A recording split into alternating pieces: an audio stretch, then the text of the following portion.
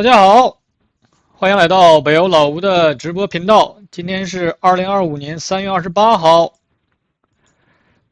欢迎大家进入直播间。我们今天的直播是从美东时间12点到下午1点，12点到1点。今天的直播是1个小时。那么欢迎大家提问，把你们要提问的英文名字和这个代码打上来。在等待大家提问的时候，我们先说一个预告，就是一个时间上的一个变动。从下周开始，因为欧洲这边也开始夏令时了，从这个周末开始，那么从下周二开始恢复到这个之前的时间，对吧？所以说，这个再次做一下提醒。那么今天这个行情呢，就是一个典型的这个数据驱动行情。就是这个今天除了 PCE 数据，还有这个密西根的消费者的一个信心指数啊，还有一个消费者的对半年、1年的一个通胀的一个预期吧，反正都不好，典型的一个数据驱动。那么在等待大家提问的时候，我们先简单说一下这个指数。这个指数啊，前面这里涨到了5786，从5504涨到5786，这个反弹刚好是弹到了0.382上面一点点，然后呢，突破了这个当时是在200天均线之上，对吧？当时我们看的是这里有希望能够在小周期做一个震荡上行，我当时预期是到5900，但是现在这个市场，你有个人预期没有问题，对吧？那么有市场出现新的数据，或者说出现新的情况的时候，你要修正你的这个策略也好，仓位也好，都要跟着市场来走。那么现在是已经回跌了4天了，现在这种情况就看这里是不是要再打掉5504。如果说再次打掉5504，就看它是不是能够出现一个盘整背驰，对吧？如果说出现盘整背驰的话，那么的话周线上就会出现回撤一笔。如果说不打掉5504，也回撤够笔的话，就是这样，先回撤一笔，再弹一下，这样的话就会构成一个反向中枢，再跌，对吧？那这样的话就有进入段离开段，就可以比较一下有没有背驰，也是盘整背驰。如果说没有盘整背驰，就可以继续跌，对吧？可以跌2个，按照我们的模型来。所以现在就是，先看它回落这一笔什么时候结束。现在回落这笔只有4根，我们看一下它的次级别。那么昨天我们分析的时候，在昨天直播的时候，它是在这个位置，刚好踩到了0.618，然后在开盘之后快速的反弹了一下之后，又开始往下走。那么现在0.618已经被跌破了，这个120小时均线也被跌破了，看到没有？120小时均线在这里也被跌破了。那么现在的唯一一点点的支撑就是这个1小时有这么一个中枢，现在是在这个中枢下沿这个位置。现在这种情况已经非常的弱了，对多头来讲，现在这种情况是非常弱势的。那么现在就顶多再弹一下，这个位置顶多再弹一下，比如说到这个中轨的这个位置可以继续跌，对吧？所以说你要有这个在这里做机动仓的仓位啊，小仓位的话，弹一下的话先卖掉。把多仓先减掉，然后能够做空的话也可以去做空，因为它还会再次打掉这个位置，然后保证日线上它要回落一笔，对吧？现在是这么一个初步看法，它也可以在这个120天你反弹到这里的话，也可以变成一个阻力位置，然后再往下走。所以说现在你看这个 MACD 已经深入到0轴以下了，然后这个快慢线的这个伸长度也开始伸长，快慢线的张口也开始扩大，这都是偏空的一个状态，对吧？所以说现在就是先看有反弹没有，有反弹的话先减一减。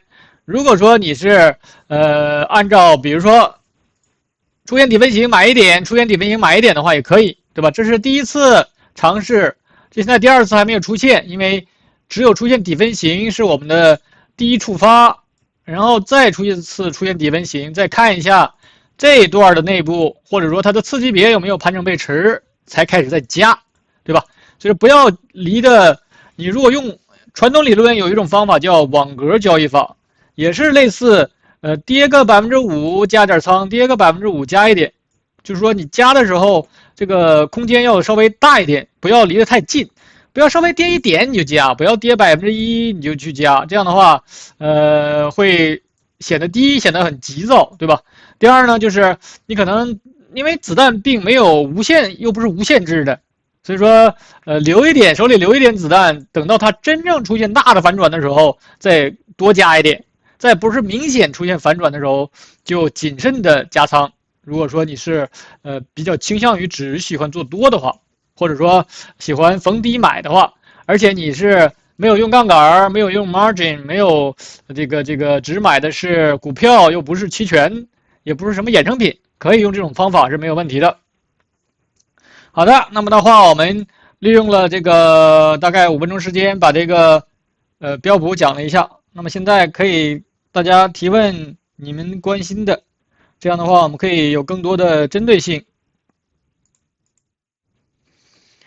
那么在等待大家提问的时候，我们可以继续说一下这个震荡指数，这个 VIX。VIX 的话，我在上一个周末给这个会员专享做视频的时候，已经分析过这个了。我们当时就说过这个位置。那么如果说能够看会员专享的那些朋友，可以复习一下我上个周末发的这个视频。我们当时是发的时候在这个位置，对吧？我们当时就说，现在它这个是有一个好的迹象，有这个，因为这里是有一个中枢的嘛。然后它之前这波上涨的时候，是一个缓慢上涨。并没有像前面这里，并没有像这个，这是哪年？24年8月份这里的时候是涨得非常急，涨得非常急。那么 VIX 如果说涨得很急的时候，就说明这些大的机构啊，大的这个，大的这个个人也好，他们在做对冲嘛，对吧？所以说，当时我们就看这个位置它涨得不急，说明当时因为现在。之所以他们也不敢大仓位的做对冲的原因，也是因为那个特朗普也是反复无常嘛，一会儿要加关税，一会儿又不加关税，所以说造成很多人他也没有信心去一下子买很多，所以它是一个缓涨状态。那么现在又缓跌回来了。那么我们当时在上个周末时候也分析了，因为这里有2根均线嘛，120天、200天都在这里。它确实是回踩到这里得到了支撑，对吧？其实还是没有脱离这个中枢，现在还是在这个中枢里震。然后它这个好就是针对这个 VIX 的话，它有希望在0轴这里拉平了，拉平之后看能不能够起来。如果说它拉平之后，这种破坏力是比较强的，也就是说从这个0轴起来的这种破坏力是很强的。那么如果说它要同样的复制这种情况的话，那就要小心了，对吧？所以现在还没有出现这种情况，它要先交叉，快慢线先交叉之后，然后张嘴张得特别大，然后往上走，那样的话可能股市那边就会跌得稀里哗啦的，对吧？所以现在是还在那个酝酿中，它这里起一下，可能就像我们刚才说的这个标普指数一样。是先下来，然后弹一下，再这个弹一次，然后再往下走，有可能出现这种情况。如果说标普是这种情况的话，那么它这个可能是上去再下来，然后再上去，这样的话，这个就可能张口就上去了。好的，这是针对这个VIX， 可以借鉴 VIX 来看这个，来这个看一下这些大的机构，他们是不是开始大量的看空。因为只有看空的话，或者说要大量的做对冲，他们才会买这个期权嘛，对吧？这是针对这个 VIX。好的，大家可以提问。那么在等待提问的时候，我们可以继续分析一下比特币。比特币的话也是这个在日线上，我之前是分析过这段的。当时我说这段啊。这个反弹的比较弱，现在是反弹出现了一笔之后，并没有碰到前面这个91178这个位置，对吧？没有碰到这个91178这个位置，意味着这只是一个4的反弹，就是一个1、2、3、4浪反弹。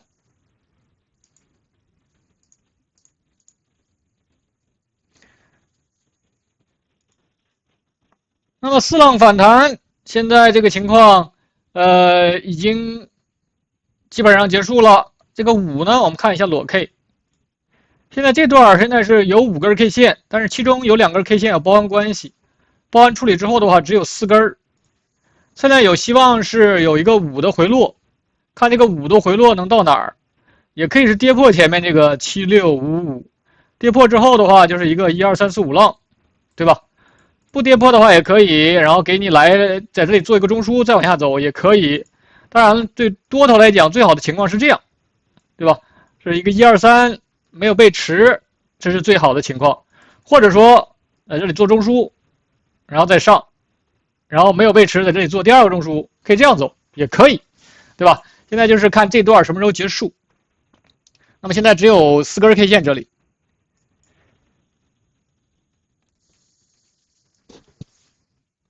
我现在能看到大概有10来个在观看的，但是，没有提问呐。大家有个股需要提问的，请把你们的代码敲到这个聊天里面，这样的话我能够分析更多你们想分析的。那么在等待的同时，我们可以看一下特斯拉。特斯拉的话是，之前这个反弹到。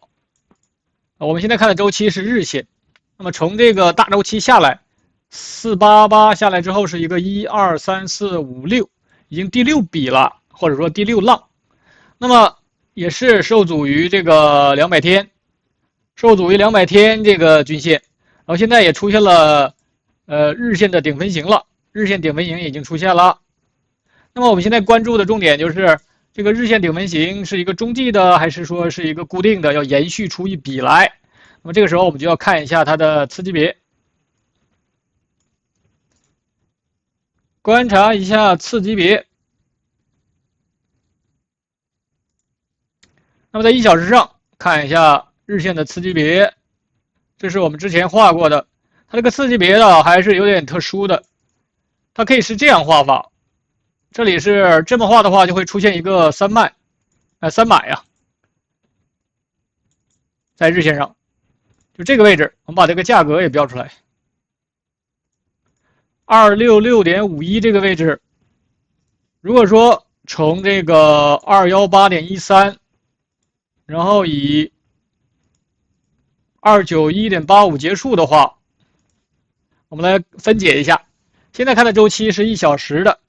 然后从218.13涨到291.85，这个在日线上是一笔，对吧？有进入段，有中枢震荡，然后还有一个3买，这个结构是饱满的，这个结构是相对饱满的。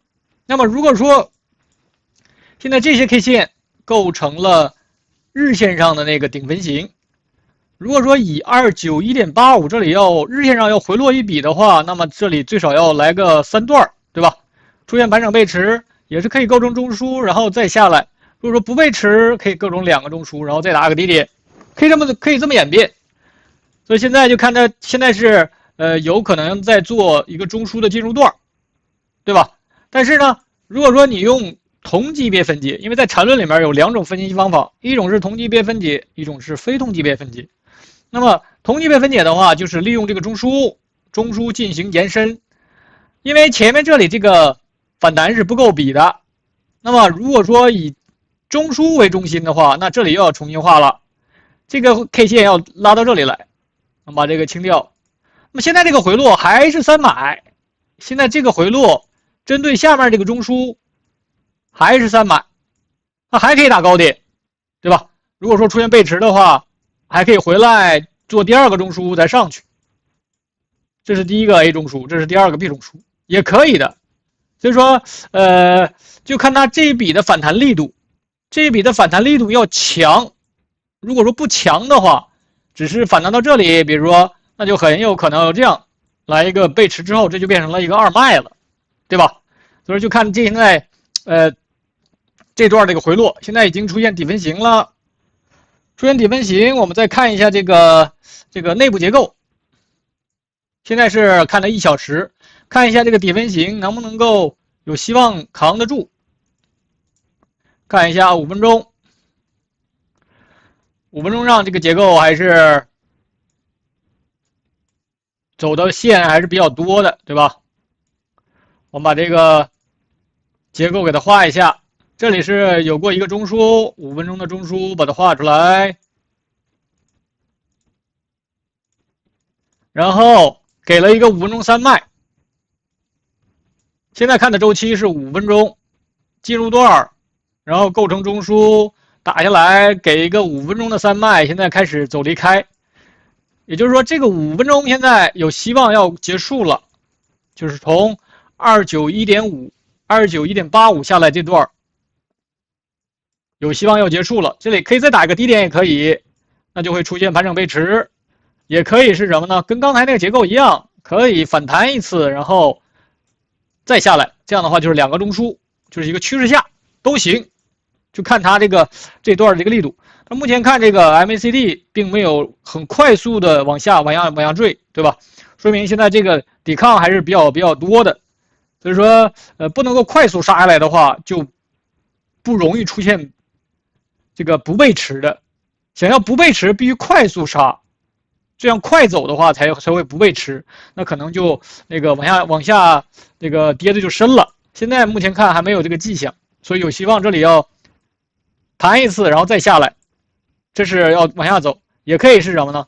也可以是快速上去，这样的话就走反向，这样有希望从260.79这里就出现一个走势类型上。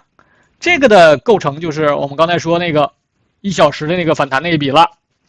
这个如果说不能够突破前面的291.85的话，那就是一个1小时那个2脉。走势就是这么生长的，就是这么一点一点生长出来的。在当下这个位置，你只能按照你所得到的这个数据来分析，对吧？这就是针对这个特斯拉，我们讲的稍微细一点。但是呢，现在还不能说日线这个顶分型就已经固定了，所以它还是可以再被打掉变成一个中继的，就看它后期的一个演变。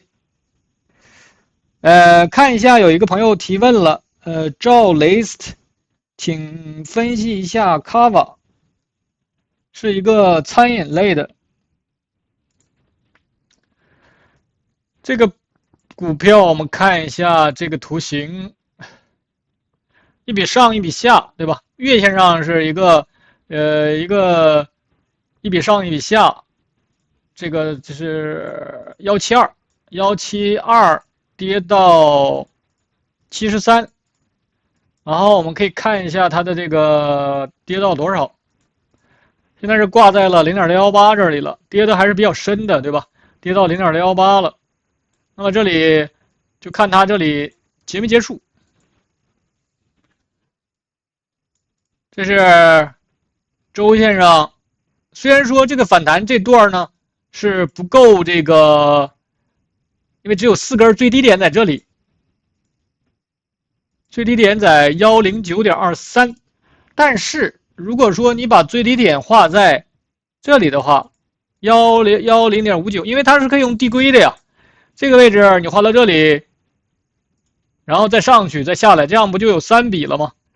虽然说这个最低点在109.23，但是日线上这段是有3笔的。现在我们看的周期是周线，对吧？日线上这里是有3段的，所以说你用递归的话，之前能看成一个2，这是因为你这样分析的话，这个周线这个大二脉就体现出来了。周线这个大二脉你需要体现出来。如果说你不这么画的话，它是一笔下来，你周线这个二脉，你这个二脉没有体现出来啊。在这个当下这个位置144.49的时候，二脉啊那是，然后你可以用黄金分割测一下当时的反弹。2个都差不多，都是在0.5的位置，对吧？这个二脉如果说你要能抓住的话，那你这个从144跌到了73，腰斩了。现在我们要关注的就是第3段，看一下第3段现在结没结束？现在也是一样，出现了底分型了，但是呢，可以是中继的，继续跌，对吧？这个 MACD 也是，现在全都到0轴以下了。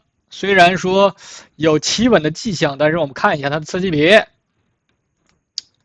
次级别一段下一段上，基本上现在就是这样，还没有3段。如果说看看这个第3段是如何演变的，目前看的话，有希望弹一次，因为现在是已经有4根 K 线了，从这个93.73下来的话，已经有4根了，对吧？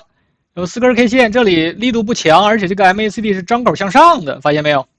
那么有希望是这里如果说以这么走的话，就希望这里弹一次，弹一次之后，看看能不能在这里做中枢起来，或者说弹一次不行再下去，对吧？也就是说从144.49没结束，可以没结束。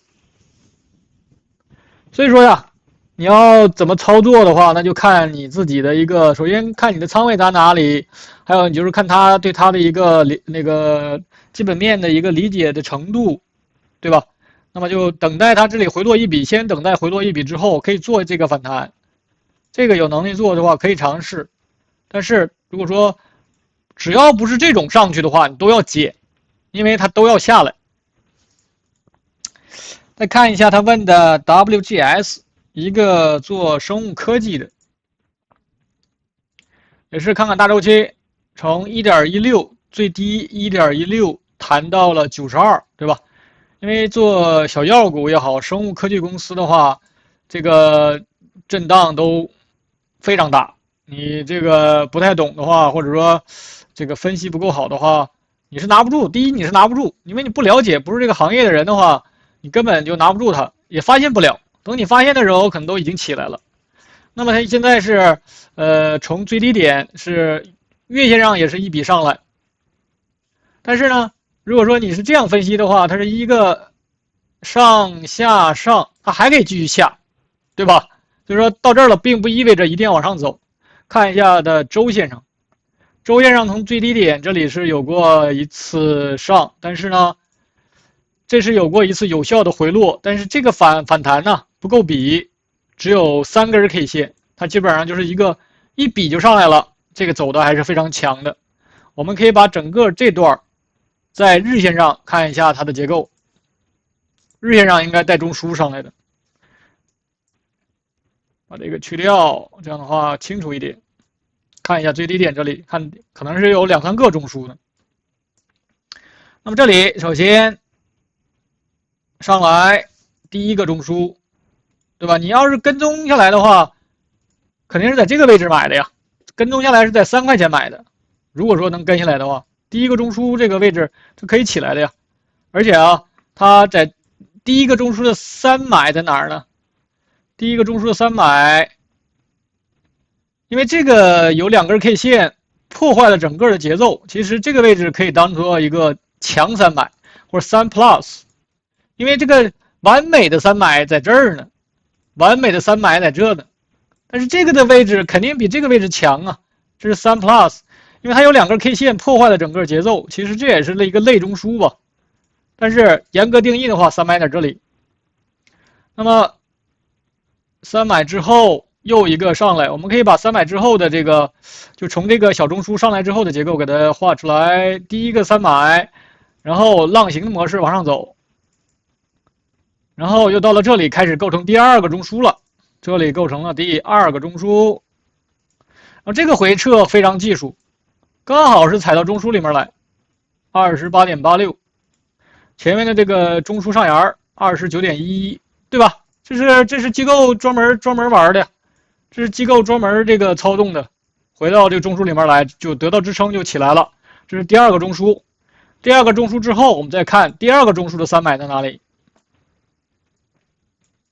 第2个中枢3买在这里，我们把第2个中枢之后的给它画一下，这是又开始做中枢了，这里就可能是发现的人比较多了，你发现没有？就没有那么凌厉了走的。发现的人比较多之后，这个走势开始，不知道是不是公司出现了什么其他的问题，还是什么玩意儿，但是走势明显的没有那么凌厉了。这里也有一段，我们把这个也给它画出来，这里也有一个，然后到这里，到这里，然后回落也是够的。我们看这第三个中枢，第一个、第二个、第三个，然后在这里又做了一个中枢，这里也是有一个，但是呢，这个中枢高低点它们是有接触的，相当于一个升级之后的大中枢，可以是，就是说这是一个升级之后的大中枢，所有的全面的全可以变成进入段，然后可以继续往上走。那模型的话是这样，一个小中枢，第二个小中枢，第三个中枢，然后开始在这大发展阵，然后在这里开始出现这样，因为这个中枢就升级了，这个就变成了一个大中枢，然后前面所有的变成进入段，可以继续往打离开，在这里再做出来一个相同级别的大中枢，然后再打一个高点，以这种方式来结束整个的这波上涨，这就是我们的模型。这是一种情况，还有一种就是以这个最高点作为一个分隔点115.6，那么可以这样向下演变，因为这个结构已经非常饱满了，三中枢向上生长，一个 A 中枢、B 中枢、C 中枢，三中枢趋势上，这个动能还是非常强的，它完全可以完全可以是一个趋势上加一个盘整下，然后再上也可以。那么就意味着需要打掉这个低点之后，或者说打掉前面这个低点86.22之后，打掉这个低点之后，如果说不被持的话，也就是进入段离开段不被持，可以做第二个中枢，然后再来一个低点，以这种方式回撤。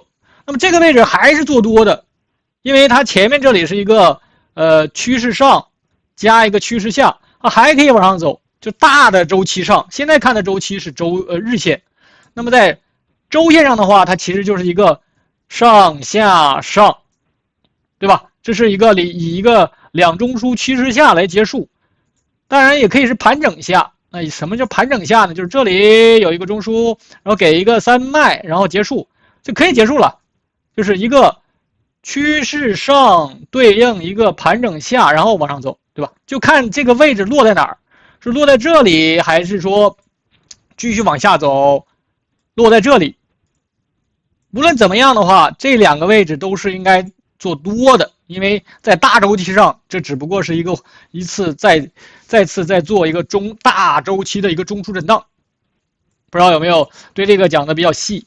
希望利用这个把一个讲清楚之后，你能理解它这个运作的时候，你就其他都一样，分析起来都一样。然后我们再往下看，有朋友问，Derek 问 AEVA。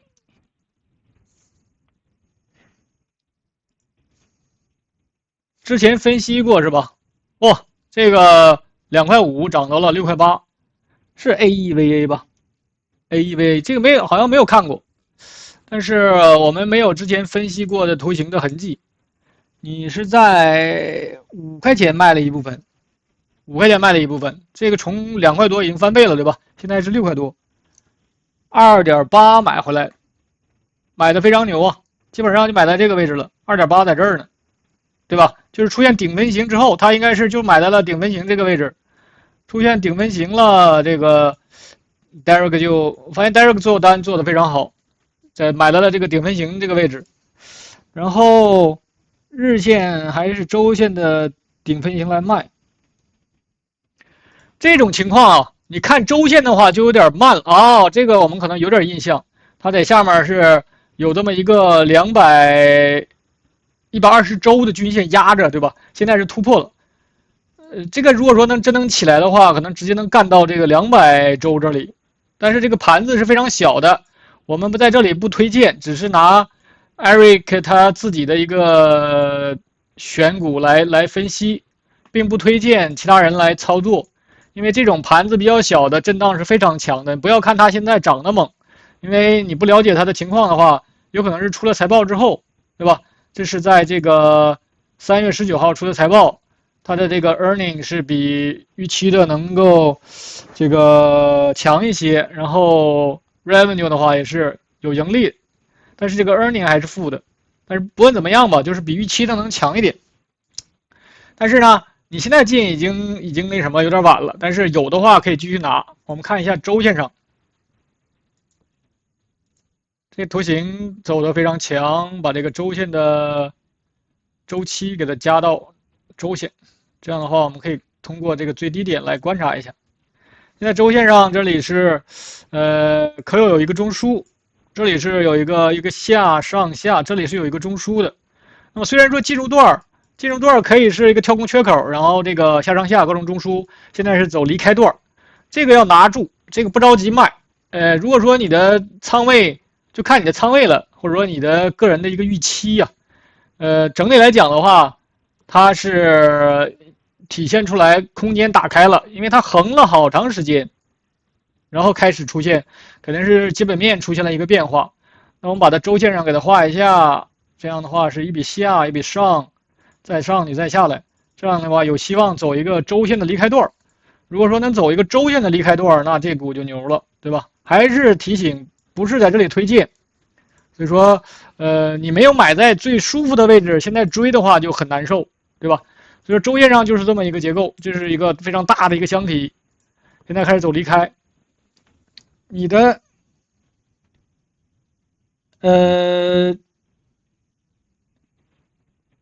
这个时候啊，就不能用周线和日线来卖了，得用1小时，因为你的利润已经非常丰厚了。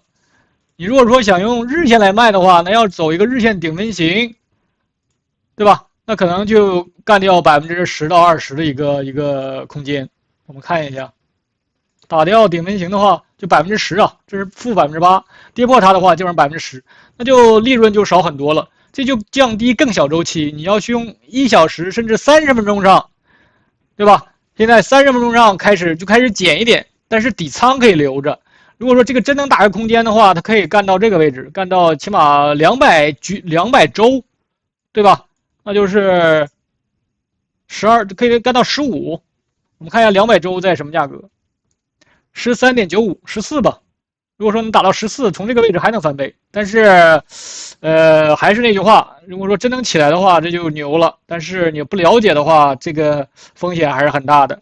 你如果说你在赌心很重的话，重仓位往里杀进去，在这里赌的话，那它完全可以再杀回来的，对吧？它完全可以再打掉前面这个2.2这个低点。所以说，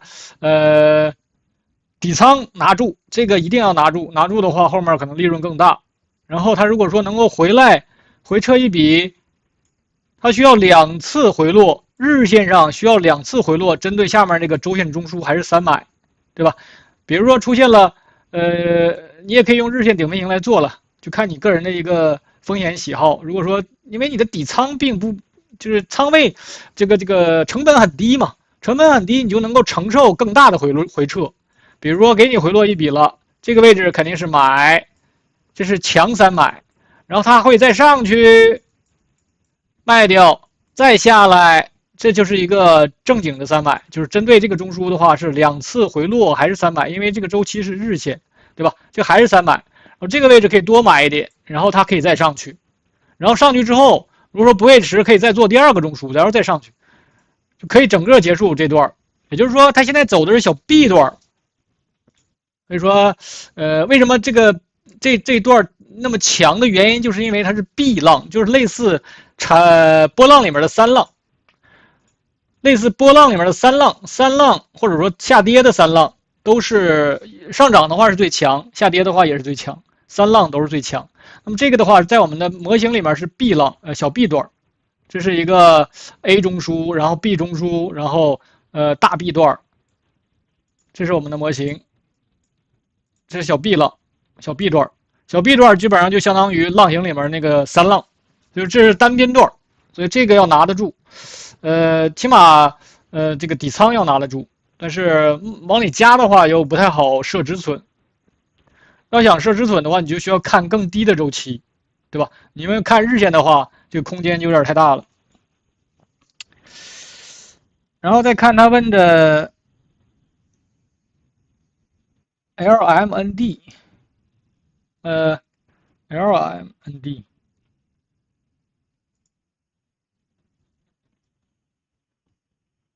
想建仓是吧？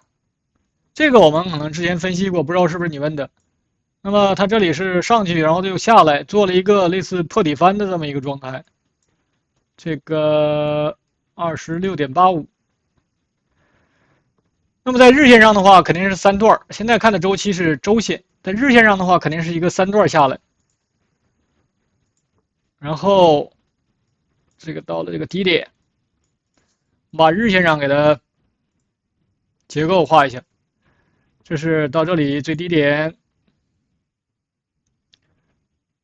这是有一笔上下上下，这个日线的结构还是很饱满的吧？相对来说，就是有进入段有离开段，而且这个明显是一个破底翻的一个离开，就是一个砸掉了前面2个低点之后快速拉回来。它当然了是一个跳空低开高走的一个状态，对吧？如果说你是盯这个的话，那么这是一个非常非常好的一个空头陷阱，也就是你做多的一个非常好的机会。那么快速2-3天涨了多少？46%，哇塞，4天涨了46%，对吧？你如果说能抓住这种空头陷阱的话，那么你做多是一个非常好的一个位置。那么现在开始在右侧。因为现在周线上已经有底分型了嘛，对吧？还有一种就是你可以把这个中枢延伸过来，它还可以往下走，它还可以在这里震，继续往下走也可以，对吧？就是前面这个下跌没结束，前面这个下跌没结束也可以，往下走也可以。但是现在就走的有点弱了。那么现在这个回落的话，因为上涨是不够一笔的，相当于这里在做一个收缩三角形，对吧？它的小周期可能是有一个中枢。1小时上这里是有一个中枢的，那么现在就是1小时的一个中枢震荡。你要想建仓的话，需要2种情况出现。一呢，你是要么打不掉39.77，如果说它能够再次突破39.77的话，那么相当于这一笔就生成了。那这个位置反而要减一点，因为它是在这里还没有脱离这个中枢啊，对吧？这个位置如果说上涨突破了这个位置，但是力度不行的话，除非是有力度，你也可以搏一下，也可以。这里就是它的1小时上，这里有一个2买，你搏一下，这里能往上快速往上走，也可以。现在这个价格，或者说到这个中枢的下沿这个位置，甚至是到这个，那么如果说再往下走的话，就是200天了，200天有可能要跌破这个26.85。如果说很弱的跌破26.85的话，那也是一个建仓的位置，对吧？相当于就有进入段，有离开段。那么离开段是从这个位置开始，因为这个高点没有突破前面那个小高点，所以说就看他怎么选。如果说比较着急的话，就在1小时上找一个位置先近一点，以26.85作为防守。这个防守，为什么在这里做防守呢？因为它完全可以快速跌破26.85往下走，然后再做第2个中枢，然后可能这样再结束，对吧？所以说以这个位置做防守，只要不跌破26.85，它都会选择往上走。这就是，因为我们的所有的假设是以26.85这里就不跌破它为基础。如果说26.85被跌破了，说明你的前面那个判断都是错误的。然后再看他问的这个谷歌，谷歌的话160买了一部分，准备在背驰加仓，对吧？这个我们好像之前也分析过一次，应该好像是你问的吧？我忘了是我们当时问的时候，应该在这个位置还在哪个位置？好像分析过这个。我当时说是跌破这个位置可以做2买，跌破163.16的时候可以做2买。当时好像你是在这个位置买的，我忘了好像是。然后它跌破了这个位置，但是你好像没卖。然后它确实是跌破了163.16，对不对？是不是刚好跌破了163.16之后起来的？这就是1小时那个2买嘛？为什么这么看呢？当时，因为啊，这个当时它这个反弹这一笔在168.12，并没有回到这个中枢里面去，是一个3卖，这是一个明显的一个3卖转2买的模型。3卖转2买，这么个模型。那么现在它变了，我们看一下它日线上是不是反弹够笔了？日线上已经反弹够笔。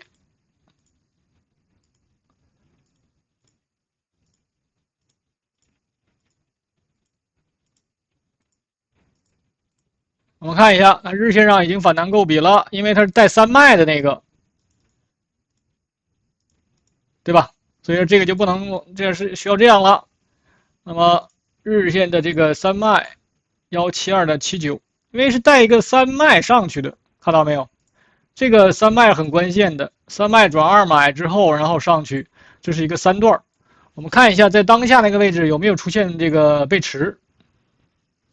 现在做一个复盘，我们看一下当下的172.79能不能够出得来，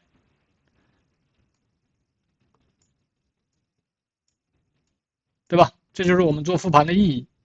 看一下这个有没有背驰。哎，奇妙的事情出现了，172.34等比例，你说你卖不卖？它因为这段上来的时候，你会发现它的次级别或者说次级别1个、2个、3个小中枢，5分钟上有3个小中枢，然后还打高点，你说你卖不卖？而且还是等比例，对吧？你卖不在，你可能卖不在172.92，那你能不能卖在172啊？对不对？所以说呀，这都是可以利用技术分析来避开这些的。那么现在下来了，不是很正常的吗？因为它大周期是一个下上下呀，对吧？大周期上这是一个一脉、二脉，对不对？大周期上是一个二脉，那么现在又打了低点了，背驰加仓，想背驰加仓的话，需要什么呢？需要172这个下跌结束。现在跌得太流畅了，它跌得太流畅了，这个已经深入了这个 MACD 下面，那就看它这个反弹的力度了。我们看一下日线上有没有一些，或者大周期上有没有一些位置。我们看一下这个大周期，现在周线上已经出现新低了，那么周线上极有可能要回到这个中枢里面来了，把这个中轨加上。我估摸着呀，我个人的预期或者我个人的倾向，可能要踩到120周和200周这个位置，可能要踩到这个位置，才有可能有一个比较大的反弹。大的反弹，如果说突不上去的话，还可以再下来，就变成了一个周线的二脉，那就意味着月线上有可能出现一个大的回落。你看它月线上一个杀得非常凶，出现了顶分型，然后现在又是开始向下延续。就相当于做了一个头肩顶。如果说你用这个传统理论分析的话，就做了2个头嘛，相当于这个是头，这是肩，然后继续下来，然后再弹一下，可以继续往下走，对吧？就这个相当于双顶一个结构。那么现在个人倾向的话是，起码先要回到中枢里面来。你要想补的话，先不要着急补。现在走没有出现明显的反转的迹象的时候，先不要着急补，因为它完全是可以到这个中枢内部之后，才能得到一些大的支撑，甚至是要踩到这2个均线这里。好的，那么的话，现在还有15分钟的时间，大家可以继续提问。在等待大家提问的时候，我们可以把这个英伟达也可以说一下。那么英伟达的话，周线上你看英伟达比它的就强，英伟达比刚才那个谷歌的就强，对吧？它这个 MACD 在周线上还没下去呢，那谷歌的都已经在这样了。然后英伟达这里是，也是出现了周的底分型，现在不知道有没有被再打掉。那么这个如果说能够防守得住的话，就有希望能够起来一笔，对吧？所以也是104.77不能够被跌破，跌破的话可能就要往下深走。那么周线上，刚才看的是周线，现在日线上现在也是122.74就变成了一个三脉了。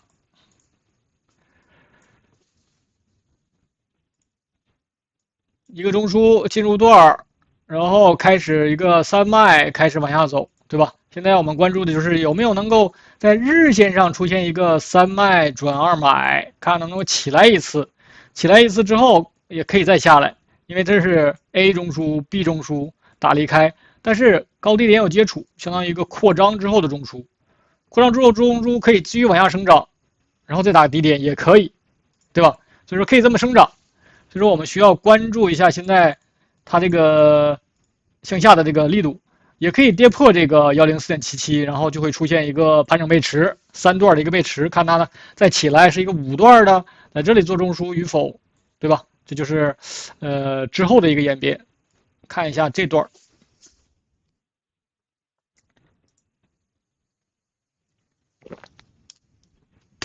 这就是从122.74下来的，把其他的清掉。122.74，这就是日线那个3脉，日线上那个3脉。对，我们把这个中枢拖过来，我们现在只观察122.74右侧这些，观察右侧这些这个结构。那么这里是出现过一次反弹，然后从这里再继续下来。针对这个1小时的中枢啊，3脉还没出现。从122.74，它是一个这么一个中枢，它这块画的是比较特殊的，因为它这里是有好多 K 线横在这里并排，都有波长关系。但是呢，因为它这个反弹的正好这笔是够反弹的，再加上它这个周期是够5根 K 线，所以说在我这里是把这个画出来的，所以是这样的一个画法。你如果说这根 K 线不要的话，也可以就直接画到这里，一样的，没有太大区别。整体来讲，现在是没有背驰啊。这个离开段我们可以比较一下力度，进入段离开段。这在等比例1113.12这里是出现过一段想尝试反弹没起来，现在又跌破了这个位置。你如果说以这个前面这个位置作为起跌的话，我们可以同样测一下，那就更深了。它也是一个114，看到没有？这个反弹刚好到这个位置受阻了，然后继续下来。现在是到了1.618了，就看这里，因为它这个下跌这段，我们现在把这个关注段又开始变化。那么现在这个是我们的关注重点，在它的次级别，现在日线上，现在1小时上是有了底分型了，老师。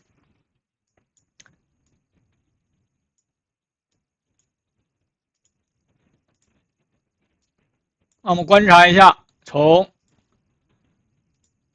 121.29下来这段的次级别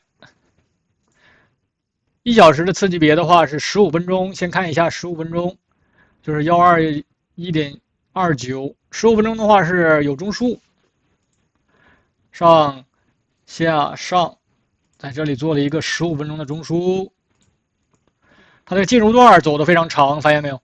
进入段基本上走到这里。然后一个上下上，然后开始离开。现在看看能不能够，15分钟这里弹一段，现在还是非常弱，你发现没有？非常弱。弹一段的话，回不到15分钟中枢，还是15分钟的一个小3脉，还可以再下来，有可能是这样走，然后才能结束1小时的那一笔。所以现在是相对的比较弱的，但是你去跟其他的比较就很不错了。今天是一个普跌状态，像英伟达这种情况已经比较不错了。你像那个 Meta 跌了3点多 ，Palantir 5点多跌了，特斯拉3点多，对吧？所以说英伟达这个已经表现很好了。好多人喜欢那个一直问那个 AMD 今天跌多少？你去看看 ，AMD 跌了3.46。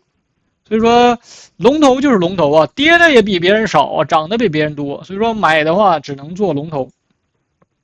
所以说就看它这里反弹这段。再看一下，你说问一下 VIX，VIX 我们刚才已经分析过了，我们是第2个分析的 VIX， 所以说你可以看一下这个，等到这个直播结束之后，可以看一下这个录播，或者说它这个重复看一下这个视频。那么刚好说到这个 Palantir， 我们也可以看一下。大家可以提问其他的，还有10分钟时间，我们可以看一下这个 Palantir。Palantir 的话，结构的话是21.74上来的，对吧？周线上还没有出现周线的3买还没出现，周线上这里有过一次中枢，后这里有过回落，但是不够比，是只有4根 K 线，经过包含处理的话，只有3根。那么现在这个帕兰贴，我们看一下它的日线，我们把这个中轨加上，这里甚至弹了这次之后是有过一次2脉，我们把这个现在测一下当时的反弹的位置，也是弹到了 0.5 和 0.38 之间，对吧？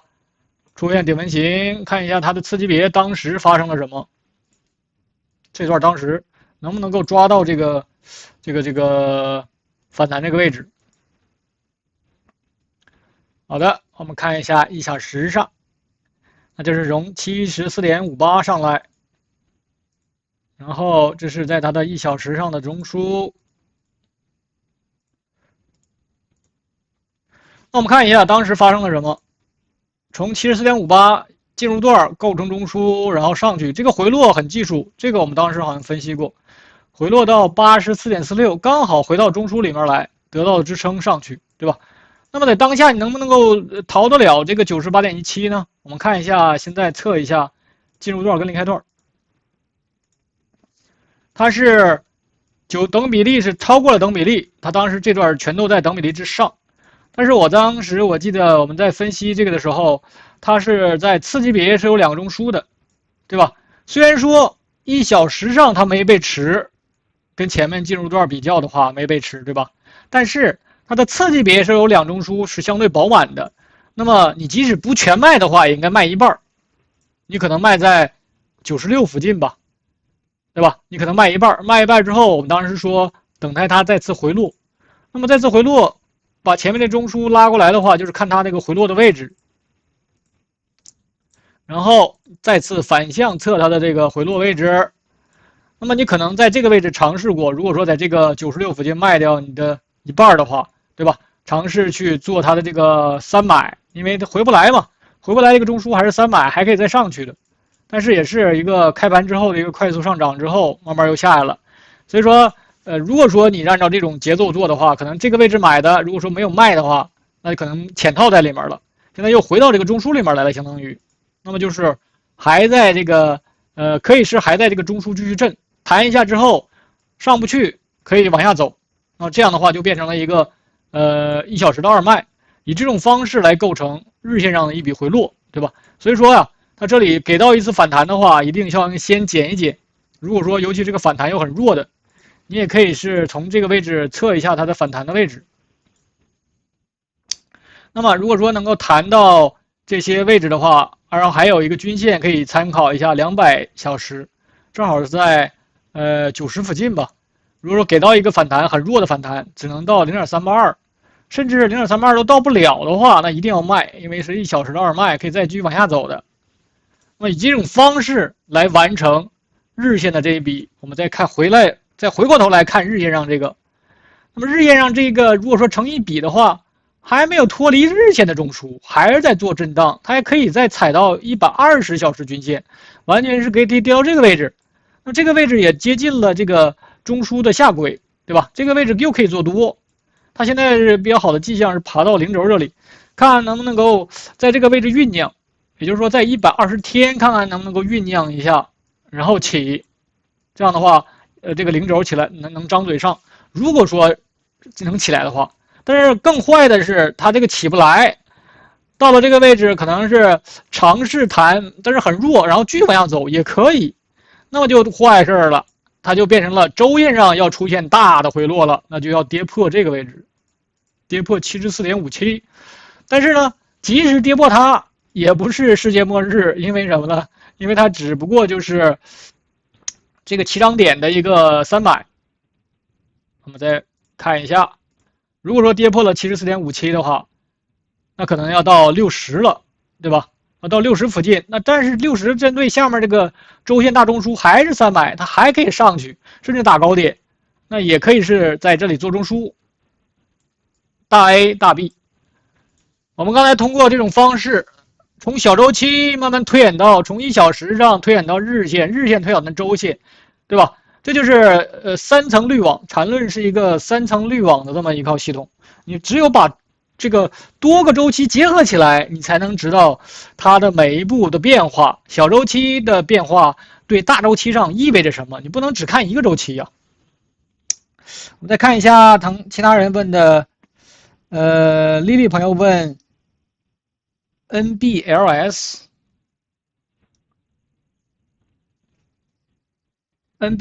是吧？是 Nibus Group， 不知道是什么股票，看一下。他说想近一点，我们看一下它的这个图形是个什么结构。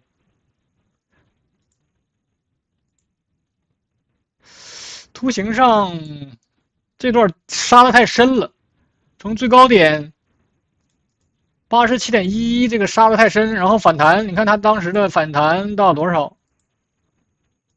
刚好顶到 0.5， 看到没有？这个上影线刚好是顶到 0.5， 然后呢，现在又开始往下来，然后这个 MACD 的张口张的也非常大，这个完全是可以一个三段再次跌破前面这个低点。这是我们通过周线上这个大周期月线上先看一下，然后再来到周线上，周线上也是一个下一个跟刚才月线那个差不多。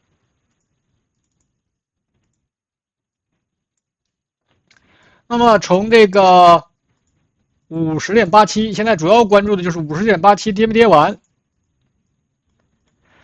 ，50.87能不能够跌完，对吧？这是我们要关注的。如果说能够跌完的话，这里就有希望起来一笔。这样的话就做一个中枢，然后看能不能再下来。你这里把这个两根区高点给它先画出来，它完全是可以弹一下到这里，然后再继续往下走。如果说这段结束的话，那么看一下它的日线上，日线上一个三段，一个三浪，所以说你发现它的浪形都是以非常短的浪形走的，那说明这个就非常的急促，它的结构全是以这种浪形模式，没有中枢，你看到没有？这是一个下上，这个月线上也是这样，也是这种一个下上，它就没有结构啊，它说明这段下的这个太急了，它从这个是9.94涨到80几，肯定是公司基本面出现了问题，现在基本上从哪儿来回哪儿去了。整体来讲，我并不看好这个公司，就是说肯定是基本面出了问题才能够被砸到这里来。那我们看它这个日线上，就看这个现在目前日线上是有点企稳了，就或者说跌不动了的迹象，对吧？跌不动其实是一个非常模糊的一个描述。那么用我们缠论的话，就是有背驰迹象了，三段有背驰的迹象了。但是呢，它又是没有起来的迹象。你可以，如果说对基本面了解多的话，可以尝试买一笔，可以弹一下，非常弱的反弹一下，甚至是呢，它可以弹到这个120天，也可以弹到120天，然后再下来。整体来讲的话，没有出现基本面可能是不出现大的好转的话，它这个虽然说 revenue 是好的，但是比预期的还是差的，对吧？那么再次财报是在4月份，4月底，就说怎么说呢？不好做这个。如果说只有出现非常强势的，起码要站到120天之上吧，然后这样才有可能往上走。现在整体来讲是偏弱的，谨慎吧，做这个的话谨慎一点。然后看一凡，还有时间快到了，还有1分钟多左右的时间。这个一凡朋友问 GLD 这是黄金吗？黄金的话，我们可以简单看一下，黄金已经好像还有一个黄金的一个什么，我们好像之前分析过。啊，对，我们看一下这个，你可以借用一下这个，然后因为我们有分析的痕迹，这样的话，我们最后说一下这个，然后我们就结束今天的直播。这个是现在看的周期是月线上，对吧？月线上，我们看一下这个季度的话，季度图，这里有一个季度的这个大中枢，然后是季度的大三买，季度大三买之后，然后这里还给了一个中枢，然后上去。我们把这个季度的中枢给它也画一下，这里是做了一个季度的大中枢，然后在这里这个回撤还是很牛的，对吧？当下现在看是不好抓的，但是你复盘的时候可能觉得是能够抓得住的。也就是说，它这里是有过第二次的季度的回落，也就是这个位置。我们看哪个低点低？1614，那么就是前面这个低。1614这个位置很牛啊，这个位置是2次季度的2次回落，构成第二个季度大中枢，这个是结构买点嘛？每一个二买，这相当于一个二买，每一个二买都是一个结构买点。前面是一个季度的中枢，这里是第二个季度中枢。那么现在所有的涨幅全是从1614起来的，就看这段，也就是说它现在走 C 段，在季度图上它是在走 C 段 ，A、B， 现在是走 C 段，就是如果说以小周期来分析的话，那 C 段都是尾浪了，但是它这个周期非常大呀，它的这个季度的这个 C 段肉也能有一些肉的，对吧？如果说你是能够做得下来的话，那么我们再看一下这个最低点在1614，应该是在这儿。我们把这个位置给它敲下来，就以1614来分析它的最后的 C 段。这样的话，你就能够简化你的分析，就能够这就是我们用的非同级别分解。用非同级别分解的好处就是能够简化分析，我们只关注它最后的大周期的，在大周期里面它是哪段，这也是1614那个位置，在这里。好的，做完调整之后，我们就知道要看什么了。我们把它1614之后的最后的这段给它画出来，也就是所谓的季度的 C 段。这是从这里起涨，有过回落，但是回落不够比。那么从这里是第一笔，然后下来，上去回落不够比，以一个浪形上去。现在是走的全部是在三浪里面。这个其实，不严格的话，这里是算是做了一个小中枢，但是严格的话就是一个三浪。为什么这么强呢？就是现在走的是周线的第三浪，从这个起涨点是一个3，这所有的都在三浪里面。那么我们又关注的重点又变了，16810的日，现在看的周期还是大，因为是周线。那么我们再看一下日线上这一段，对吧？18110能不能结束？这段结束回来还可以买，为什么呢？是4浪回撤，还有5，那就这个后面就不知道在哪儿了。我们先看一下3段有没有结束，这就是18110上来。那我们把日线给画一下，日线上有应该最少有3个中枢，这是第一个日线中枢，第二个日线中枢，第3个日线中枢，做了3个中枢。为什么走的这么强呢？对不对？一个3中枢趋势上，3中枢趋势上啊，然后现在是第3个中枢的 C 段，这就是区间套了，这就是走势那个结构的同构了，这就是类似共振结构的共振。那么这个第三中枢的 C 段，我们看一下，又给了一个3买，然后打了一个高点，这黄金年走的确实是牛，对吧？这个结构，但是结构很清晰的。如果说你能够跟下来的话，那么现在是在走这个第3个中枢的 C 段，这里可以结束，对吧？这里结束之后，意味着周线上这笔结束了，周线上这笔结束了，就意味着有一个4的回撤了。4的回撤如果结束了，可以有5，甚至在这里再做中枢，那么意味着什么呢？意味着这是周线上第3个中枢，可以在这里做周线第3个中枢，因为周线上这里是有2个中枢的，对吧？但是在大周期上的话，我们再看一下，回过头来看季线，还只是季线的这个 C 段，因为是季度的2中枢的一个 C， 所以说呀，为什么这么强？就是每个级别嵌套，发现了之后，你会觉得它这个生命力走得非常强。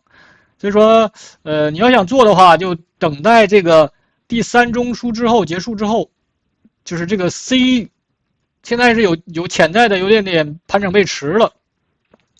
对吧？你也可以用这个黄金分割这个扩展器看一下。当然了，它也可以爬到等比例的嘛，爬到3200也没有问题。我不知道啊，没有人能够预测到。说你有的话肯定是可以继续持有了，但是不要往里追了，这个位置随时可以掉头的。但是也不要去做空的，这种情况你做空的，你这个做空的话，我们看一下，如果说想做空的话，就是吃的是周线上这一段回落。如果说有那个能力、有那个心脏的话，也可以，对吧？因为它这里如果说第3段结束的话，可以给一个4的回撤，4的回撤，因为级别很大呀，是周线，这空间还是有的，有能力可以去尝试一下。但是整体来讲，走得非常强。好的，那么的话，我们今天就分析到这里了，感谢大家的参与。那我们下周的话，时间就恢复到之前的时间了。好的，再见。